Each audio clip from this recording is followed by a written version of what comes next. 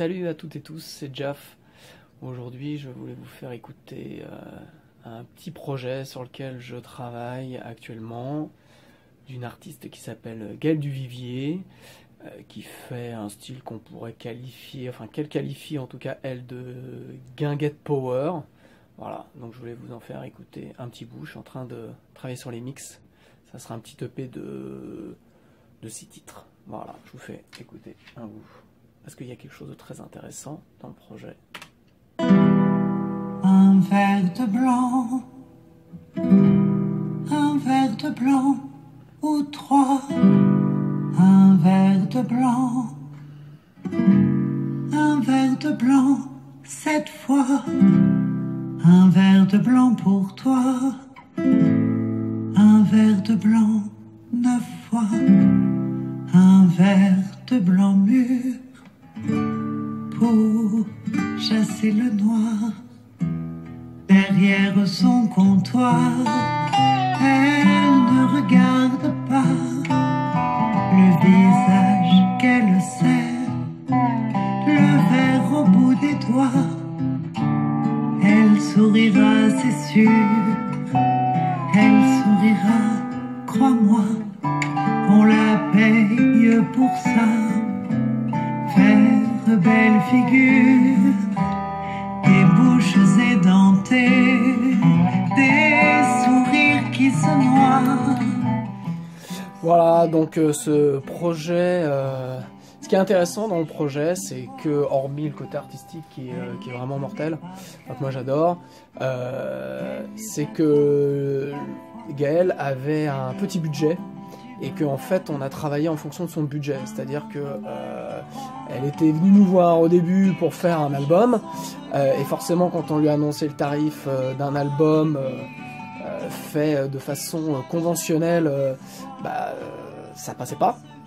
Et donc on s'est revu après au festival des Guinguettes, je crois, je sais plus trop où.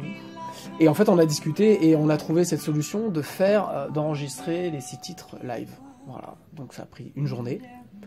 On a refait des voix additionnelles une matinée pour corriger 2-3 petits trucs, parce qu'en plus le jour où on a fait les prises, Gaëlle était enrhumée, donc ce qui posait problème. Et voilà, donc après il y a une guitare, un dobro, un harmonica et une voix enregistrés dans la même pièce. Ça a été très court à faire, très intense, et ce que j'aime là-dedans, c'est qu'il y a une prise de risque qui est à 100%, parce que voilà, l'artiste s'est mis devant, je dirais, sa réalité, c'est pas posé de questions, voilà, c'est pas dit il me faut ça, je peux pas le faire si j'ai pas ça. Ça a été, selon le principe que j'aime bien, c'est t'occupe pas de la marque du vélo, pédale, et voilà, donc ils se sont retrouvés tous les trois dans une pièce, et on a tiré le meilleur de chaque. En plus, il n'y avait pas de clic, donc vraiment, on a pris les prises entières, et ça donne quelque chose de très simple, et de très vivant, et de très organique. Voilà, donc ça c'est... n'attendez pas d'avoir tous les moyens ou d'avoir des budgets de folie pour vous réaliser artistiquement. Prenez le risque, soyez courageux, je dirais, et faites le maximum, parce que dans la musique, ce que les gens écoutent, ce n'est pas une production, ce n'est pas des micros, ce n'est pas une console, ce n'est pas des préamplis. Ils écoutent le cœur que vous mettez dedans, ils écoutent l'énergie, et il n'y a que ça qui nous intéresse, parce que vous écoutez des vieux albums des années 70, et parfois, moi par exemple je suis fan de U2, les premiers albums de U2, vous écoutez, alors Brian Eno, grand producteur, bon, moi j'écoute, il y a des moments où je trouve que ça sonne un peu le pied, mais la musique est irremplaçable. Voilà. Donc voilà, ça je dirais, c'est la leçon du jour. N'attendez pas, faites. Et en tout cas, nous, studio, producteurs, on est là pour aussi s'adapter à vos besoins, qu'ils soient artistiques et économique, parce que c'est une réalité, et il y a plein de solutions pour pouvoir enregistrer un album. J'ai fait le projet d'un groupe qui s'appelle Lucize. C'est pareil, ils n'avaient pas le budget complet pour pouvoir tout enregistrer avec moi, donc j'ai fait les batteries, et après ils ont enregistré les voix, les guitares, les basses de leur côté. Je leur ai expliqué comment ils pouvaient faire, donc ça leur a fait économiser un sacré paquet de fric.